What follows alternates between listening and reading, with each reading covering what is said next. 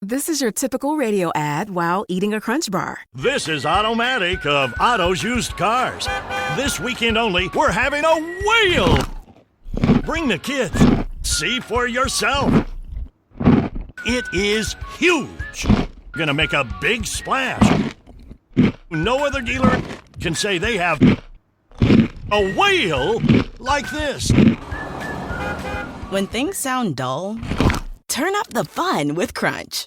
Auto insurance can all seem the same until it comes time to use it. So don't get stuck paying more for less coverage. Switch to USAA Auto Insurance and you could start saving money in no time. Get a quote today. Restrictions apply.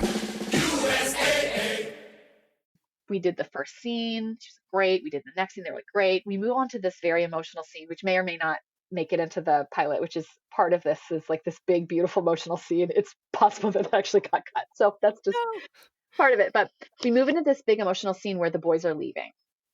And I do it once. She goes, great. Okay, so I can only imagine how angry she would be at them for leaving her. And I was like, oh, interesting note. I go and do it again. She goes, she's never mean to her children. And I was like, angry, not mean. Like, okay. Yeah. I do it one more time, and I knew that I didn't quite get it. And so we cut, and I said, that wasn't it, was it? And she's like, yeah, no, it wasn't quite it.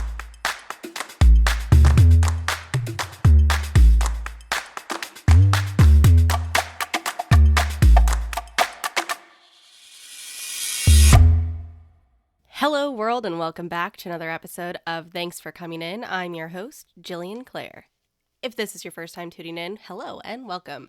This is the show where I speak to fellow actors about their journey in the industry, and I make them share some bad audition stories with me.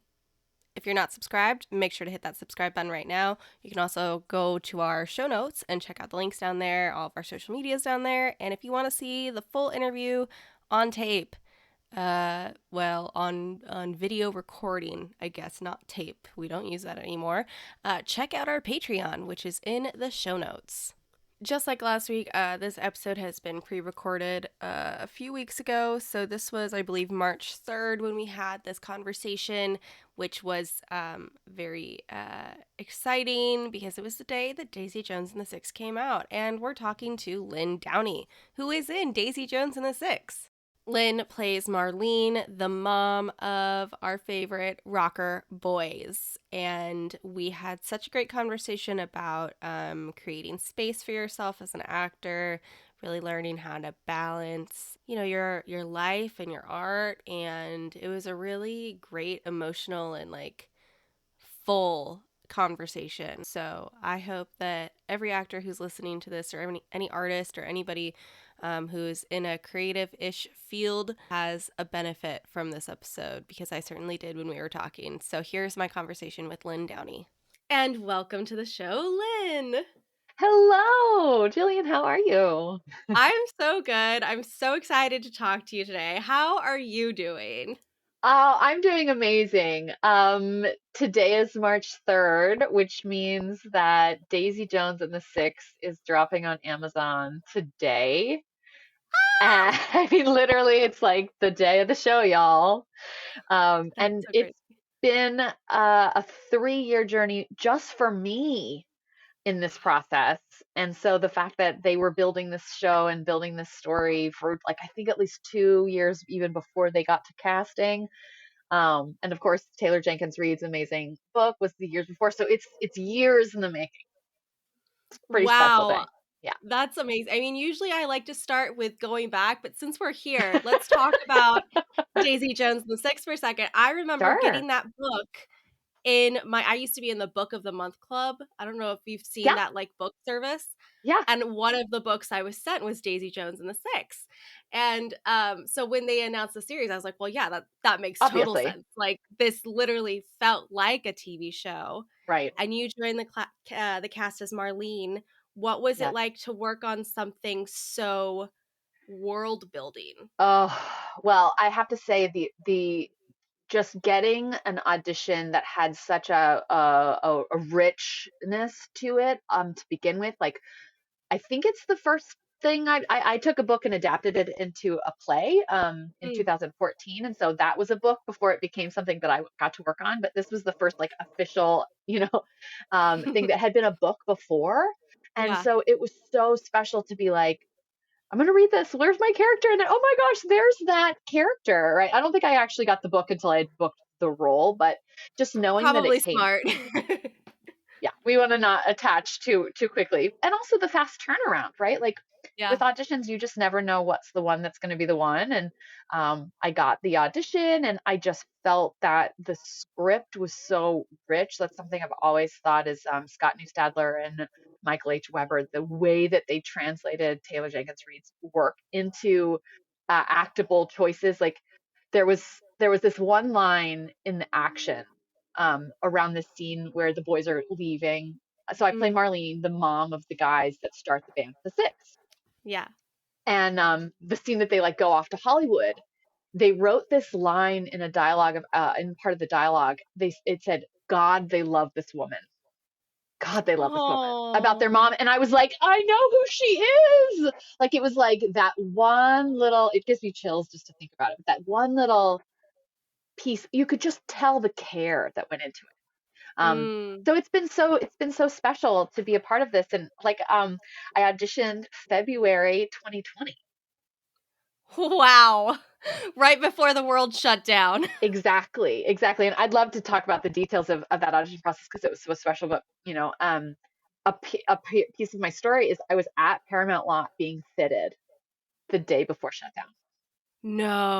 Yeah, No. for whatever reason, Denise Wingate, who is the incredible costume designer, talk about world building. She's incredible. Yeah.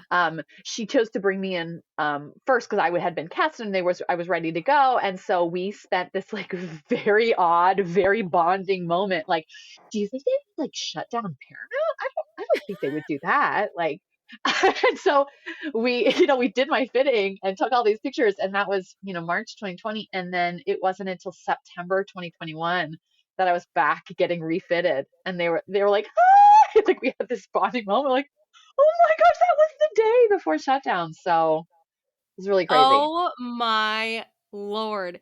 That is wild. Yeah, But isn't it funny to think about it? Back then it was one of those things. I know I was on a production at the time too, and we were all like, well, but we'll be back in 2 weeks. It's fine. right, Like it's not gonna right, take long. And then it was just like, no, you're not going right. back to work for a long time. Yeah. Buckle up.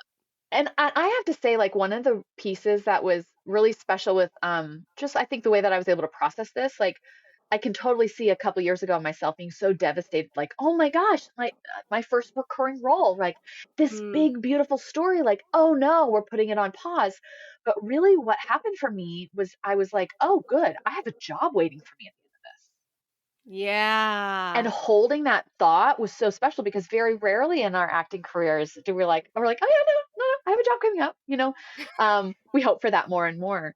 But that's really what kind of it got me through quarantine in such a beautiful way of like, no, plenty of time to just sink into this character and like, I got Yeah, a you're job like, coming. hey, I can do more research now. I can I spend more did. time. I Oh, did. I really did. I decided to part of the thing that's really helpful for me is the getting into the character's backstory and hmm like journaling. So it's really writing. That's always been like my main hook is like, who are they, where they come from?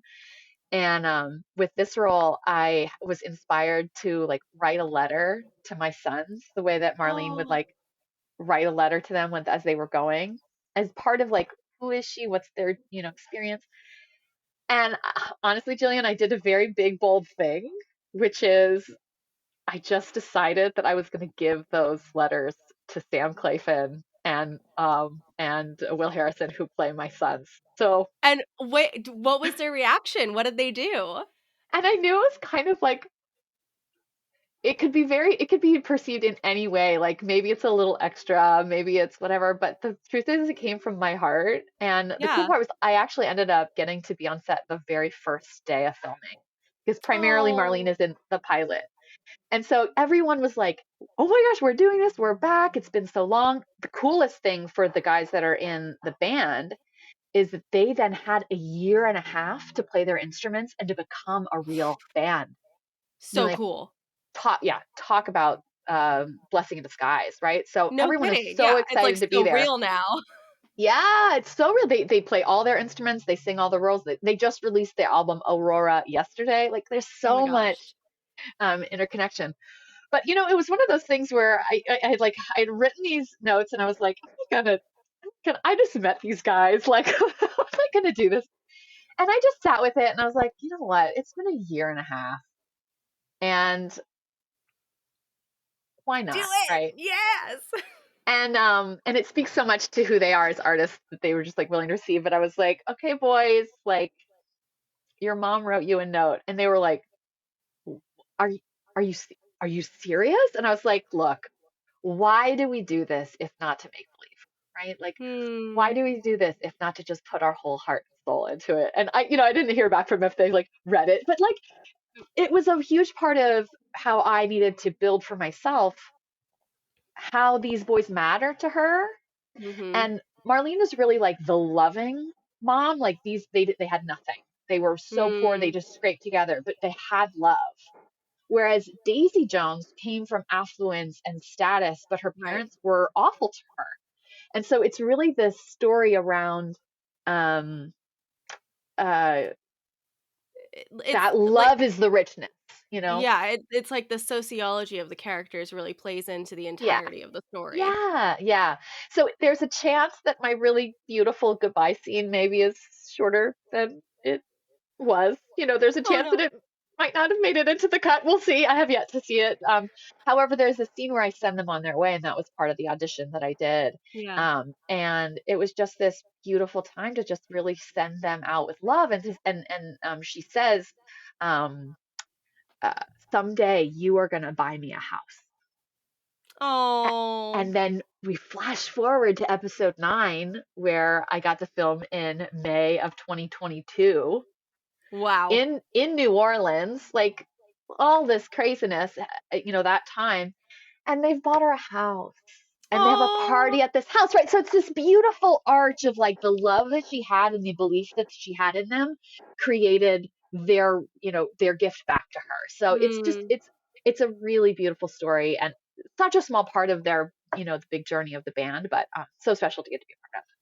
I am so excited to binge it. I really can't wait. I mean, everybody's been talking about how it's going to be one of the bigger shows of the year, and I'm so excited to see it. Yeah, But now that we've talked about that, yes. let's go all the way back to the very beginning of your career and ask you, why did you want to become an actor?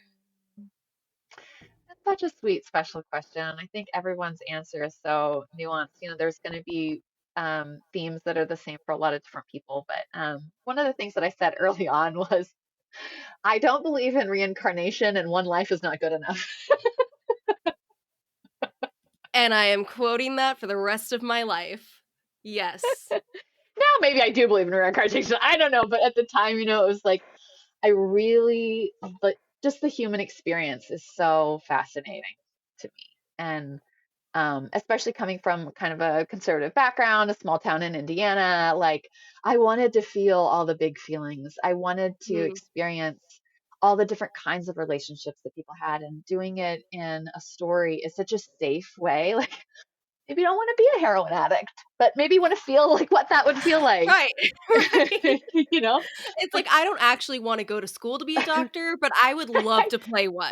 yes, exactly. Like, I want to feel the feelings and experience that the fullness of human life, and so Mhm. that's really what got me started. And also, I just really loved pretty dresses, so it's like, oh, where can I have more pretty dresses? Perfect combo there. Yeah, That's the combo. What yeah. was your journey into finding your first like steps in the pool of acting? How did you Well, wade I through it? I think my best friend growing up was very dramatic, as I was also. But we did after school I mean, I think we were 4 or 5, and we did a little like play where we were mermaids, and our moms did the costumes, and we got into one pair of Aw. women's hose, and we're like hopping around the stage. So I had done a lot of little plays as just extracurricular activities as a younger person. And Yeah. my theater um, department in my high school was actually really excellent. Mm. Of the people that were in my cohort, Nick Mills is an actor in New York who was an understudy for The Humans, which won the Wow. Tony. Ellen Adair is one of my dearest best friends. She was on the second season of The Sinner. She's been on Billions. She did a Homeland. She's working a really incredible. She's going to pop in like 2 seconds. And so, there was just our teacher was wonderful and really took it seriously. And so Mm. I did West Side Story my freshman year, auditioned for that. We called my mom, like, I got it, and there was just so much joy that came into my life through acting and through theater. And Mm. so all 4 years I did shows and read Stanislavski and like, just really got into it. And we did The Crucible my senior year, and we had a I different mean, a classic. I feel like if come you're on, a theater girl and you haven't done The Crucible, then you haven't done theater. right. The teacher we had was an actress. She was also a director, but she was an actress, and so she approached it really from that Mm. perspective. And I was like, I could do this show every day for 30 years. Like I was Yeah. Elizabeth Proctor. It was like there's just so much there, you know. Yeah. Yeah. Um, and that was when I realized, like, wait, you could do theater in college, right? So I ended up going to Ball State University. I did 4 years of theater there. I think I did 10 shows. I understudied. I did costumes. Like it was just, I loved it. I loved that experience of just getting Mm. to do this thing, and trying to get better every time. And from there, I realized, like, okay, the life in the theater is like every night, waiting in the Yeah. wings. And Yeah. I did a film class, and I had such an incredibly visceral experience doing something and then watching it back. It's like it logged Mm. in my brain of like I did that. And that's really where the idea of moving to Los Angeles came forward for me. And I made that decision my senior year in college to move to LA, kind of got my Wow. stuff ready for 9 months. And I moved in January 2005 and have been here ever Wow. So you really just like went for it. Did you have any since. connections Yeah. out here? Did you have family, anybody that you could Gr- lean on when you got here? Great question. And thankfully, I actually had a little bit. Yeah. So Good. I had an uncle and his family and an aunt and her family that were Perfect. nearby, and so I lived with them for like a month. And it's like people that I could call. It was a real blessing that I had them, but I had a few people from college that had also moved out, so we were like this little bit of a community. Mhm. And then I had gotten an internship through my college, to work for Dino De Laurentiis company on Universal Studios lot, and I think I made Mm. $400 a week, which was like so much money. Like I had never made that kind of money before, right? Um, excuse me. But yeah, so and my plan had been like, oh, I'm just gonna like transfer my Starbucks or get a waitressing job or something. But I happened to have this year where every day I would drive and onto the studio a lot and like see it happening right before Mm. my very eyes. And it was both incredible and amazing and also kind of overwhelming. One of my friends that worked for John Wells on Warner Brothers lot, we had this moment, we were like walking around the studios together, and he was like, we've never been closer and we've never been more far away. It's like we could Yeah. see how much of a journey we still had ahead of us. Yeah. Yeah. That's, And one of the things that I find so interesting because I've been in this business since I was a kid. I never had that real experience as an adult, kind of yeah, wondering like starting. how I break into the inner circle, and not that I'm in the inner circle by Sure. any means, but I go on auditions, I do the work, I do the things, It's but sort there of your is some common sort of a experience. Yeah. right, but there is a wall for people when they first get here that they have to break through. And I'm wondering how you processed it not only in like the way that you need to process it as a business, but how you took care of yourself. Oh my gosh. Oh, it's such a beautiful question because you're absolutely right. Like, I think when I came, it was very much just like shotgun.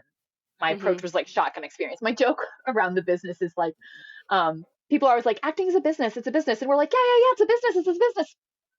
What's a business? Like, what is Yeah. What how do like, I we do don't even know what that means, right? And so I think, it was like the slow building and just trying everything. I mean, I tried everything and felt like nothing worked for 10 years, it? or Mhm. worked, right? Um, but that sense of like, okay, maybe I should take a class. I tried this class. Maybe I should do improv. I'll do improv. I'll do a play. I will like do this student film. Never get the footage back, right? Just this, Yeah. the exhaustion of sort of like running around and trying to do everything, and how it takes time to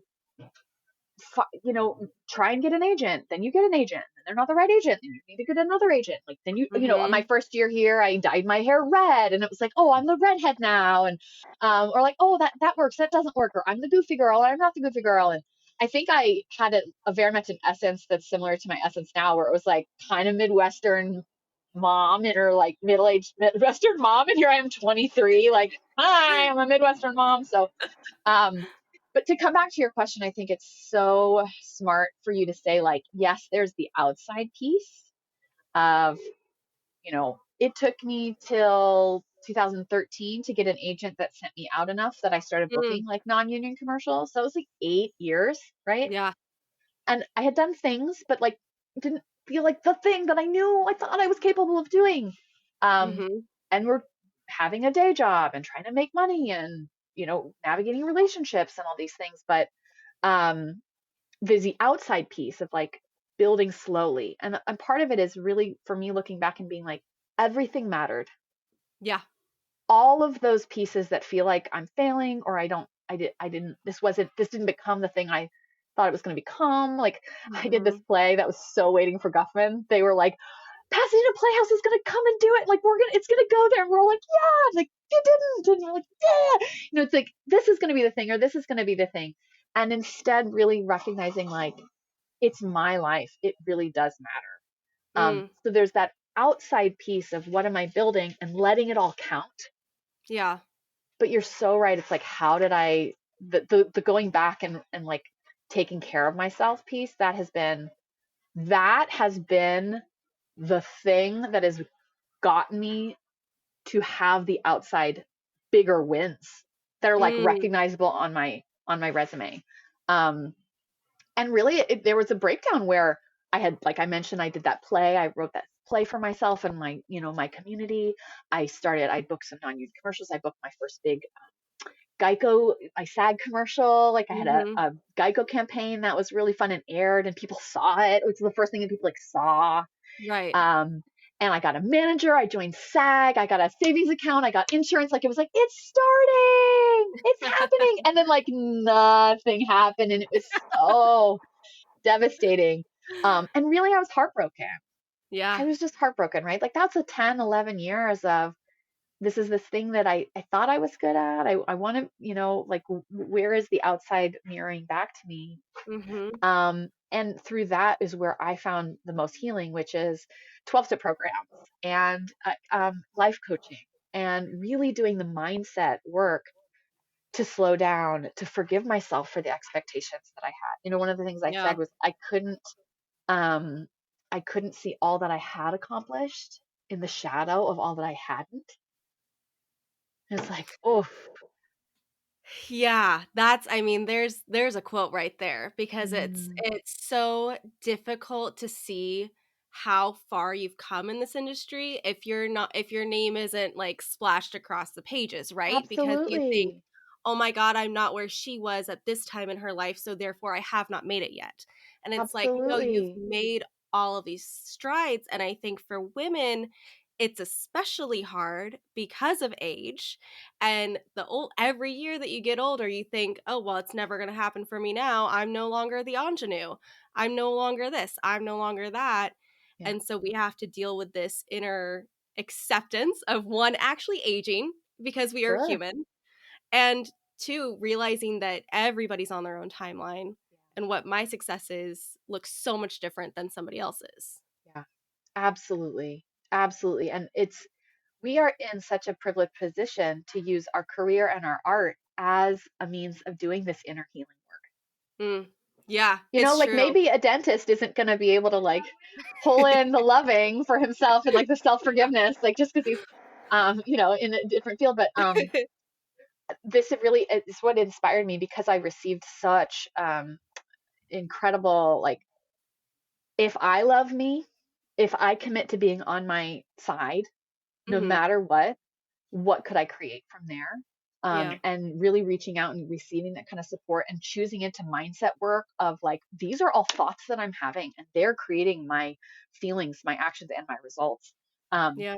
It was from receiving that I actually in 2020, right around when shutdown happened, I began offering this kind of coaching service to my community. And so I started work of art coaching in 2020. And that has been such an incredible opportunity to really say to people, like, you are the work of art. Mm. What you are creating is valid and important, yes, but it's this outside piece. But what's the inner experience that you're having being you? Yeah. Um, how we relate to anything is how we relate to everything. And so it was right around this period, right? Like it was 2015, 2016, that was like, everything is breaking, everything is falling down. Like, I just want to, I think it was 2016 is when I booked my first co-star Yeah. after 11 years of work here, right? And Wow.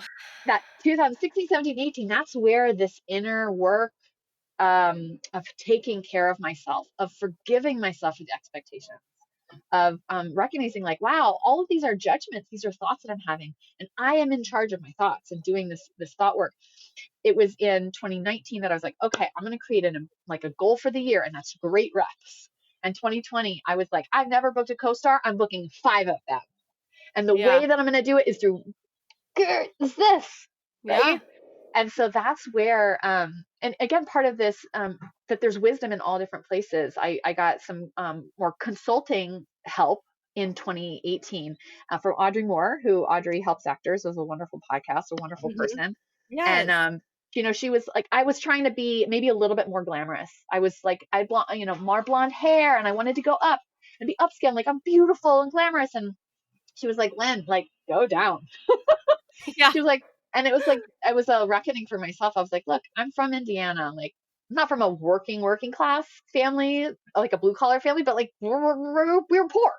Right. And so I had to like learn to love those tender kind of insecure pieces of myself, to be like, well, what happens if I do niche myself as like single working class mom? Like my Right. face goes down, like stopped highlighting my hair. It was like, take some really sad headshots.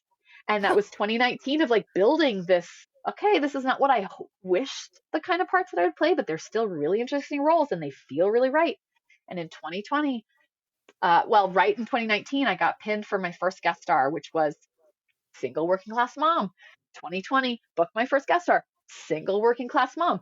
I auditioned for Daisy Jones, single working class mom, right? Like right around the same time as when I auditioned for Impeachment, and it was like middle management, Right. secretary woman. Like it's not single working class mom, but it's like the professional version of It's that. over Like, there. Right. It's yeah, still in the right? Like, same like niche. right. And my makeup artist for the headshot shoot that we did literally texted me when she saw the rookie. She was like, "We did it!" Like, and in the wardrobe fitting, it was like, yeah, everything we tried on, we'd be like, "Oh, that's really sad. Oh, that's even more sad." Like the Let's sadder, the do better. this. Yes. Yeah. We're going to take a quick commercial break and then we'll be right back. You can shop from anywhere doing pretty much anything. You might shop while working, eating, or even listening to this podcast. And however you shop, we all know and love the thrill of the hunt. But do you also know how to get the thrill of the best deals? Because Rakuten shoppers do. With Rakuten, they get the deals they love with the most savings and cash back. And you can get it too. Start getting cash back at your favorite stores like Sephora, Nike, and even Expedia if you're looking to get some travel in. And getting cash back doesn't mean you have to miss out on sales, because those can just be stacked right on top. It's easy to use and based on a simple idea. Stores pay Rakuten for sending them shoppers, and Rakuten shares the money with you as cash back through PayPal or check. Download the free Rakuten app and never miss a deal. Or go to Rakuten.com to start getting the most bang for your buck. That's Rakuten.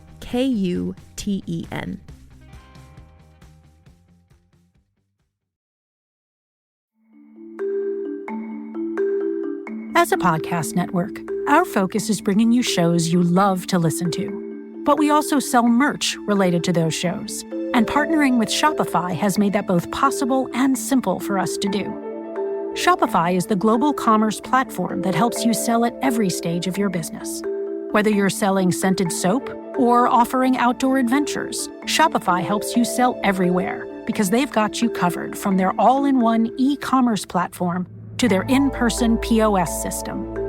What's so fantastic about Shopify is how, no matter how big you want to grow, they provide everything you need to get control of your business so you can take it to the next level.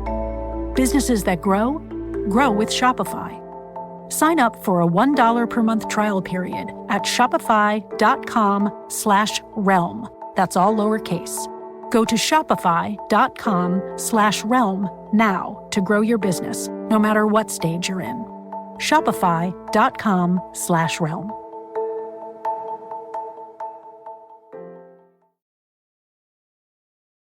And back to the show.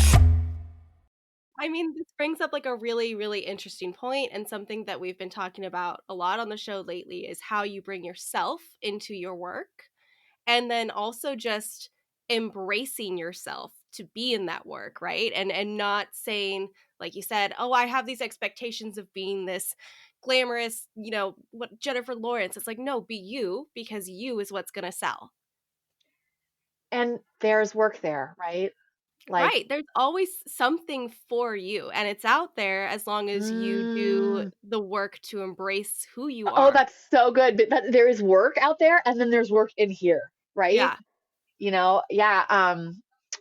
Just it's also, it's interesting how it's sort of, when we slow down to Hmm. allow ourselves to be who we are, with our frailty, with our fault, like being willing to be seen in that vulnerable way. Like, Mm-hmm. I'll say one of my biggest things, and one of the reasons I think it took me so long to really start working, is the translation between theater to film. Mm. Yeah, there's a big difference there. It's a There's a lot to huge do. difference.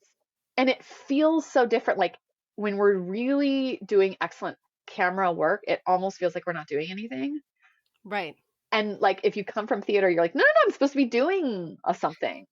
You're And like, really let me allowing, speak more loudly, please. totally. I mean, it just doesn't even feel right. And so it took so much courage to start self-taping and start practicing self-taping, even when I didn't have an Mm. audition, to like put up the lights, put up the camera. And for me, it was about making that self-tape space sacred, like Yeah. capital S, sacred, and letting all those like feelings come up. Like, I love the Ira Glass quote where he talks about, like, we get into this because we have excellent taste, but Mm. when we start working, like, our technique is not as good as our taste. Like, we have the talent and the potential, Yeah.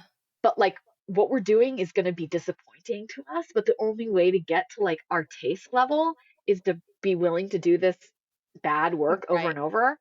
And there were absolutely times when I was like, oh, no, no, no, I'm way better than what I did, but I'm not going to do I'm not going to do it to get better at it, right? I was just avoiding um, seeing myself back. But once, like, for young actors, like, one of the biggest things I would say is like, pull sides, get a background, get your camera, even if it's your phone, start taping things.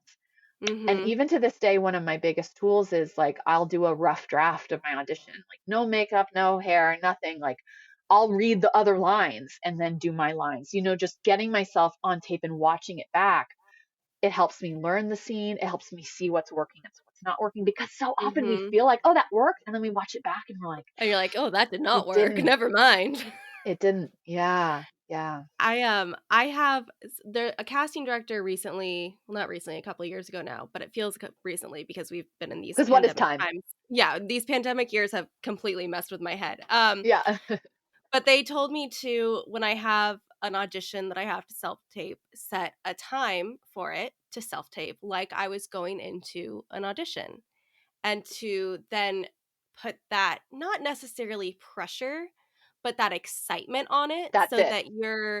so that your like energy levels are up, because they said, with self tapes, what's been interesting for them is to see how energy levels have gone down.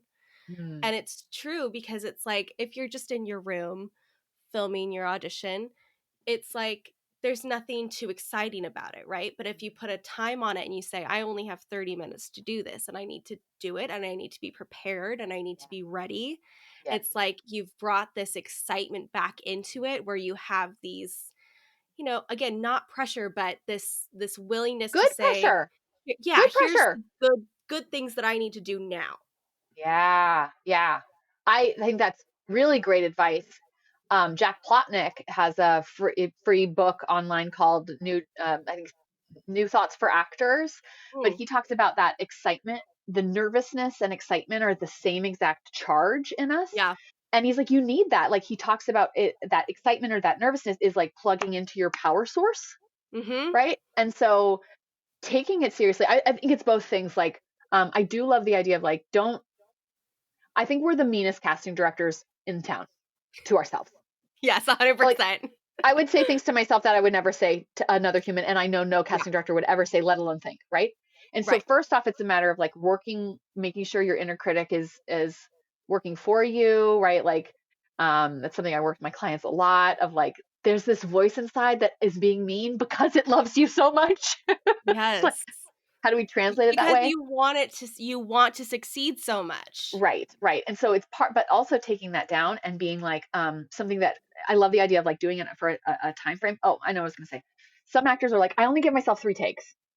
Like, sure, but I give myself as much rough draft as I want, and then go ahead and give yourself those 3 takes so that you're not just like, I don't know, I'm hoping I'm finding it. I hope it's there. It's still putting in like all of the work for the preparation, everything that you would normally do before you go into an audition room. Yes. Something I'll do sometimes, a couple things. One is I'll sit outside my bedroom in like a chair. I don't do this every time. Like you're in a waiting room? And like game changing. I'll either walk in my own or I'll have my reader be like, Lynn, and I'll walk in. That is incredibly helpful. That is incredibly helpful when you get to that place where you're like trying to do it right. And you're like, take 6, take 7, take 7. Break the energy, move out of your space, kind of do a little shimmy shake. And then imagine yourself walking in because that's that charge. Like, here we go. Because we're performers. We're ready to perform. That's one thing. The other thing that is so helpful is sometimes I really like the idea that like you did book the job. You booked it today. Yep. Like you have this audition. It's yours. Go do with it as you will. So something that could be helpful in your just before, like, you roll a camera or whatever, is really imagining yourself on set.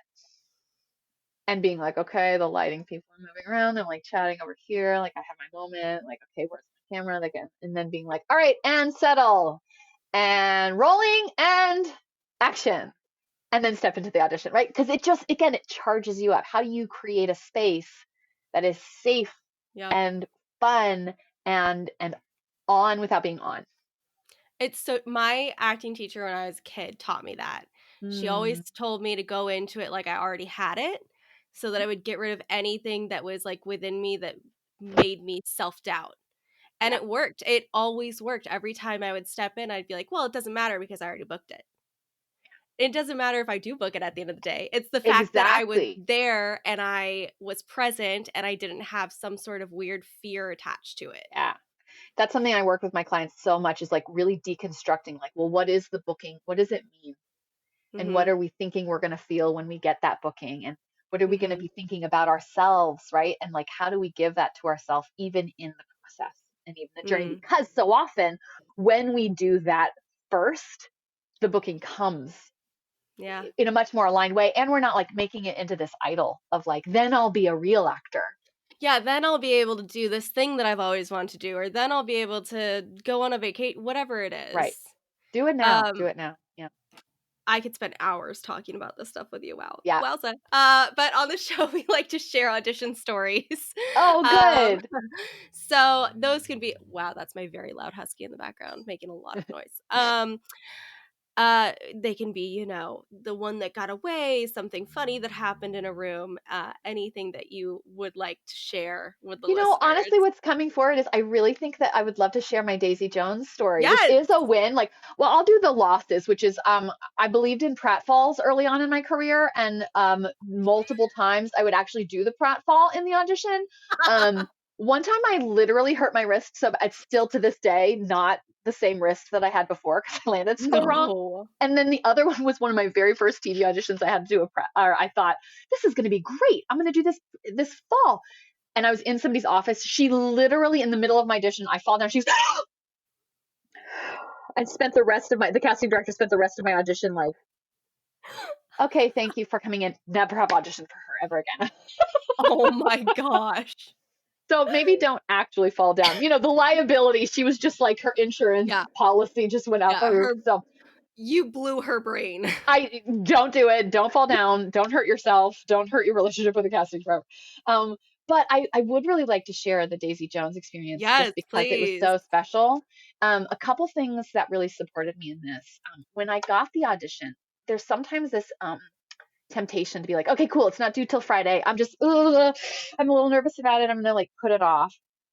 That one came in and I was like, I am doing this today. Mm-hmm. I want to be the tape to beat. Mm-hmm. Like knew in my mind, I was like, this is my wheelhouse. I had been really holding this thought. I'm booking 5 guest stars this year. I don't know how, I don't know where, I don't know when, I don't know how. But it was like, no, this is my time. Right. I was holding myself and thinking the thoughts like, no, I deserve to be here. Right. This is my calling. I'm here. Like holding that and getting this audition that was like single working class mom, period, all these things. I was like, I'm doing this today. I'm doing this now. There were a couple scenes where I didn't have to interact with anyone else. And so it was such a blessing. And I would almost encourage people to like imagine what that scene might be because it just grounded me because I didn't have a reader in the room. It was just me and my camera. And I had been spending a few years like allowing the camera to see me, getting comfortable with that little guy looking at you, right? And so I just really played crafting these moments as if it was my little film that I was making.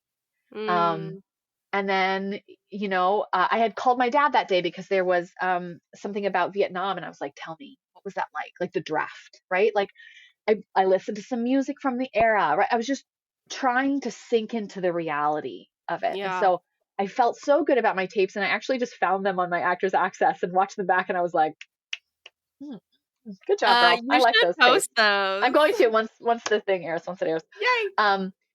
But really crafting the costume without being too much, the hair without being too much, like making it make sense to me. And so I did that and sent that in.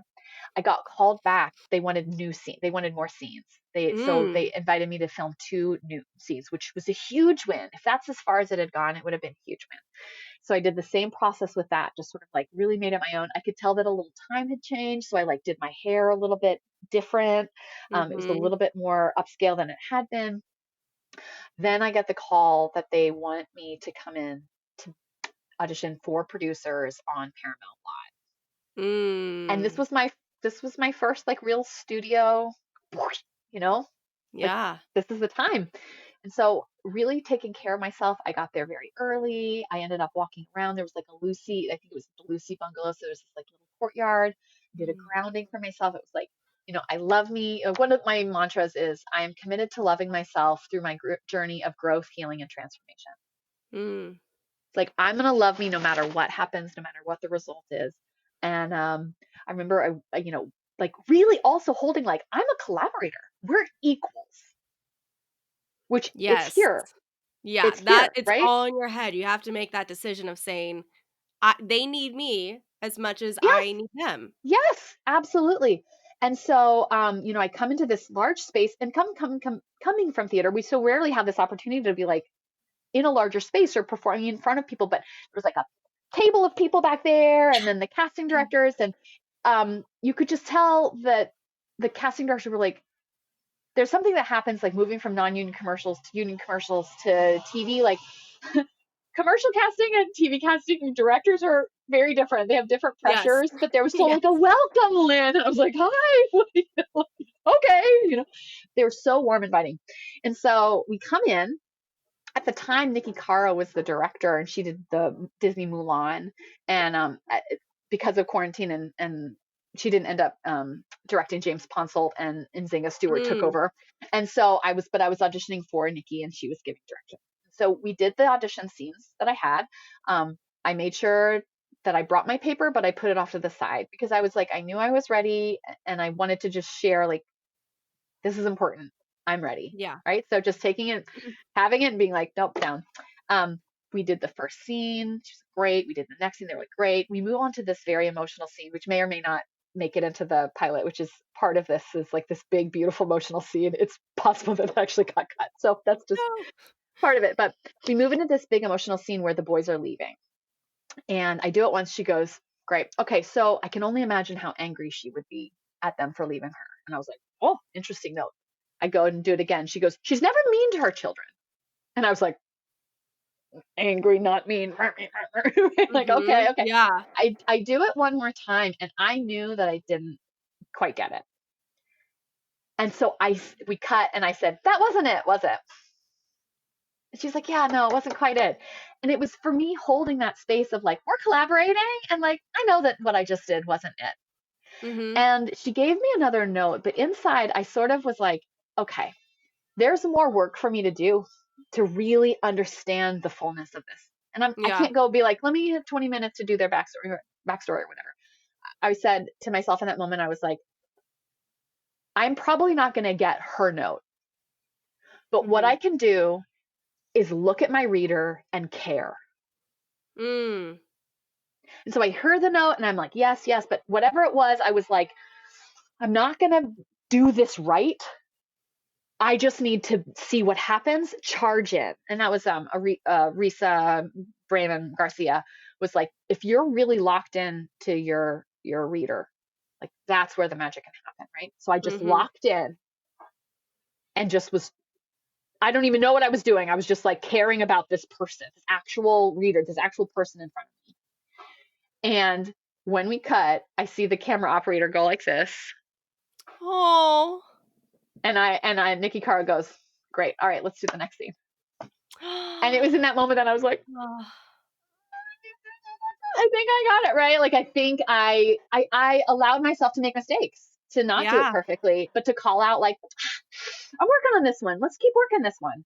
And that allowed me to be like, okay, I left it all there, And actually, I think she was like, okay, great, that's enough. And I was like, oh, do we want to do the other scene? And she was like, oh, there's another scene, sure. And so we did the last scene, and they said thanks. And as I was leaving the set, "Don't Stop Believing" is like one of my very favorite songs, and it was like blasting. It was like blasting, and I was like, the universe was like, good job in there. And the other little universe thing is I really believe in calling in audition, like calling in the wins and calling the bookings, like physically pulling them into your spiritual space. As I was driving home on Cahuenga, I saw the poster for Mulan, and I was like, oh my goodness. And that night my agent called and she was like, you're pinned. And then the booking came through. So, I mean, really such a blessing. And one of my friends was like, Lynn, you booked a pilot. Like, you booked a pilot, like you did it, right? Like, big. Yeah. Big news. So special to have had that sense of collaboration. It's something I really feel like I bring with me, and now with self-tapes, we don't have that sense of who's coming back, but believing like, how do I collaborate with myself? How do I collaborate with my We Audition reader? How do I collaborate with my husband who I've called in to me to be my reader? But like really believing in that collaboration piece and holding it on the inside. So I hope that's encouraging. I love that story. I love that you took your space, you claimed your space. Yep. You said, I am here to show my craft, to work my craft, and you're going to do it with me. And I'm going to call myself out, and you're going to call me out, and That's right. I'll call you out. It's fine. That's right. It's right. If I don't think what you're saying, I'm going to do it. We can get so blinded by the fanciness. Yes. Especially, I'm come from Indiana, right? Like Hollywood is like. Sorry, my headphones just dropped. That was we got too excited. Yeah, I got too excited, But really is it's right sizing. We're all people who love stories, and we deserve to be here. I love that.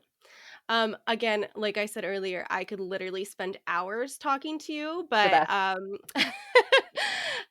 for now, how can people follow you on social media to keep up with all of your awesomeness and talk to you about your coaching if they want to be coached by you? Oh, absolutely.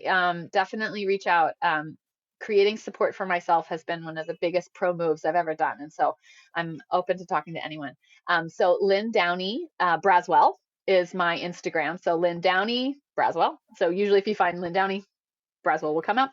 And then work.of.art.coaching on Instagram, or you can email me at theworkofartcoaching@gmail.com.